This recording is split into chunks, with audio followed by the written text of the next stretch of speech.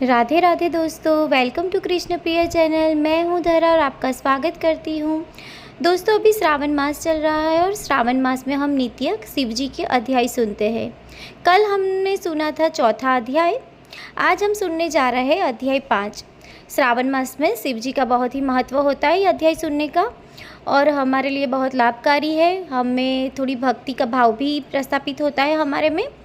तो आइए सुनते हैं अध्याय 5। ईश्वर ने कहा, सनत कुमार, कोटि लिंग का महात्मा तथा पुण्य का विधान नहीं कहा जा सकता है। जब एक लिंग महात्मा की कथा कहना असंभव है तो कोटि लिंगों के महात्मा को कौन कह सकता है। इस महीने में एक लिंग के बनाने से भी जीव मेरे पास निवास करता है। भक्ति द्वारा मन कामदेव के शत्रु भगवान श्री शंकर का षडक्षर ओम नमः शिवाय मंत्र के सहित अर्चन कर, गृह यज्ञ कर उद्यापन करें, हवन करें तथा ब्राह्मण को भोजन कराएं। इस मास के व्रत करने से असमय में मौत नहीं आती। इस मास का व्रत लिंगार्चन वंध्यात्व को हरण कर संपूर्ण आपत्ति को दूर करता है तथा सबकी वृद्धि करने वाला है।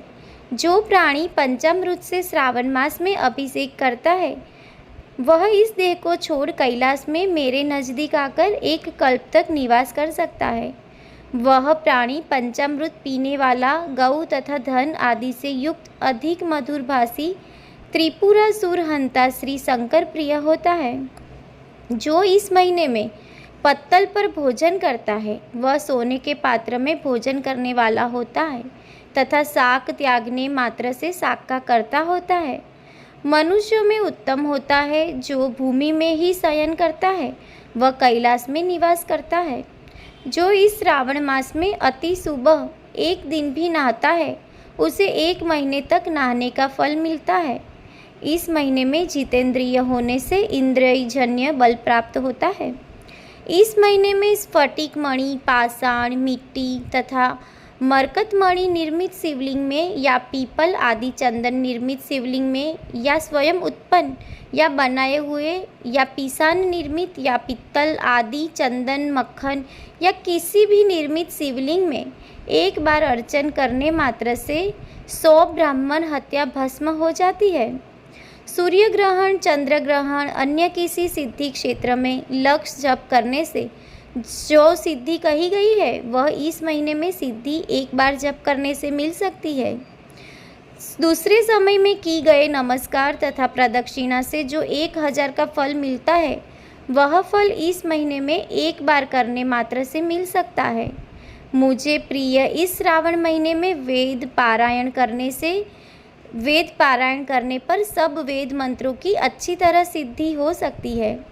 इस महीने में बिना पुरुष सूक्त पाठ के एक दिन भी न बितावे। जो इसको अर्थवाद मात्र कहता है वह प्राणी नरक को जाता है। समिधा, चरु, तिल और घी से गृह यज्ञ करें। धूप, गंध, पुष्प, नैवेद्य आदि के भेद द्वारा अर्चन करें। शंकर के रूपों का यथोचित ध्यान कर शक्ति द्वारा कोटि होम, लक्ष होम और अयुत हवन करें। तिलों के व्याहति मंत्रों से हवन करें। इसी को गृह यज्ञ नाम कहा गया है। हे सनत कुमार, अब मैं वार व्रत कहूँगा, आप सुने। हे अनद, आपसे पहले रविवार व्रत को कहूँगा। रमणीय प्रतिष्ठानपुर में सुकर्मा नाम का एक दरिद्र ब्राह्मण तथा कृपण भिक्षा वृत्तियों में घूमता था। एक दिन सुकर्मा ब्राह्मण ने धान्य भिक्षा के लिए तिष्ठानपुर में घूमते हुए किसी गृहस्थ के घर में स्त्रियों को देखा। वे स्त्रियां आपस में मिलजुल कर रविवार के उत्तम व्रत को कर रही थी। उसी समय उस ब्राह्मण को देख उन स्त्रियों ने अर्चन को जल्दी ही ढक दिया। उस ब्राह्मण देव ने उन स्त्रियों से अर्चन विधि को जानने की जिज्ञासा की। हे साध्वी स्त्रियों, आप सबने क्यों इस व्रत को ढक दिया? आप दयालु हैं, मुझ पर कृपा कर इस व्रत की विधि कहे, क्योंकि परोपकार के तुल्य तीनों लोकों में अन्य धर्म नहीं। समदृष्टि रखने वाला साधु पुरुषों का तो परोपकार ही स्वार्थ है। दरिद्रावस्था से मैं दुखी हूँ। यह उत्तम व्रत श्रवण कर व्रत को मैं भी करूँगा। इस व्रत के विधान तथा फल को कहिए। स्त्रियों ने कहा कि हे द्विज, यदि व्रत में उन्माद या प्रसाद विस्मरण, भक्तिहीनता या अनास्था करेंगे तो इस व्रत को तुम्हें कैसे दे। उनकी ऐसी वाणी को श्रवण कर उत्तम ब्राह्मण ने कहा, हे स्त्रियों, मैं ज्ञानी तथा भक्ति युक्त उत्तम व्रत करने वाला हूँ। इस तरह उनकी वाणी सुनकर उन स्त्रियों में से एक प्रौढ़ा स्त्री ने रविवार के व्रत तथा उसकी विधि उससे कही। श्रावण के शुक्ल पक्ष के पहले रविवार को मौन होकर उठे, ठंडे पानी से स्नान कर, नित्य कर्म कर, पान के पत्ते पर 12 परधी वाला पंडल लिखे, उसको लाल चंदन द्वारा सूर्य नारायण के तुल्य गोल आकार में लिखे। उस मंडल में संज्ञा नाम वाली स्त्री के सहित सूर्य का लाल चंदन से पूजन करें। नारिकेल बीज और खांड शर्करा से युक्त सूर्य के मंत्रों को कहकर नैवेद्य दे। सूर्य के 12 मंत्रों द्वारा स्तवन करें, 12 बार नमस्कार करें, 12 बार प्रदक्षिणा करें और 6 सूत को एक में मिलाकर उसमें 6 ग्रंथि लगावे।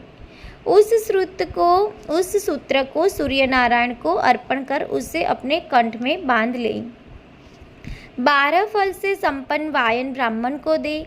इस व्रत की विधि को किसी से न करनी चाहिए। हे विप्र, इस प्रकार व्रत के करने से निर्धन प्राणी धनवान हो जाता है, पुत्रहीन प्राणी पुत्र प्राप्त कर सकता है, कोढ़ी कोढ़ से छुटकारा पा जाता है।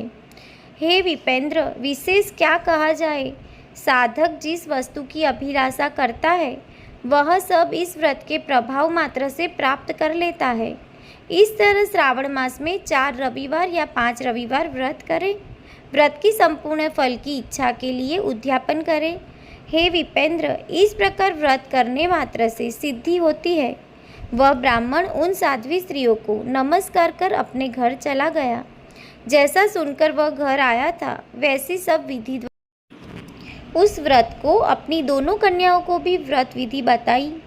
उस व्रत को सुनने से और अर्चन तथा दर्शन मात्र से दोनों कन्याएं देवांगना के तुल्य व्रत विधि के प्रभाव मात्र से सुंदर हो गई। उसी दिन से उस विप्र के घर में लक्ष्मी निवास करने लगी। अनेक रास्तों से, अनेक निमित्तों सहित यह ब्राह्मण उस दिन से लक्ष्मीपति हो गया।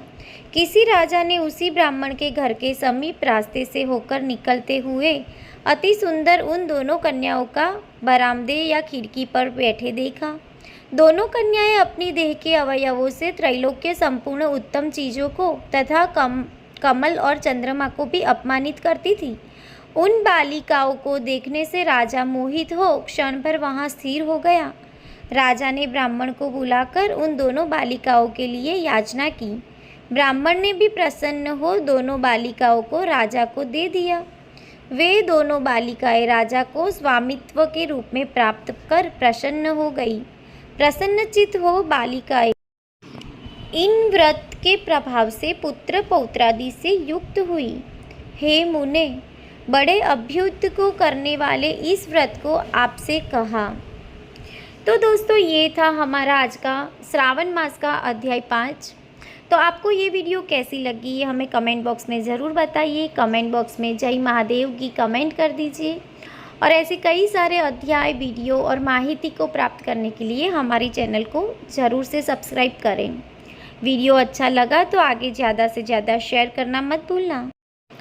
तो ऐसे ही कल हम नए अध्याय के साथ कल फिर मिलते हैं। राधे राधे, जय श्री कृष्ण।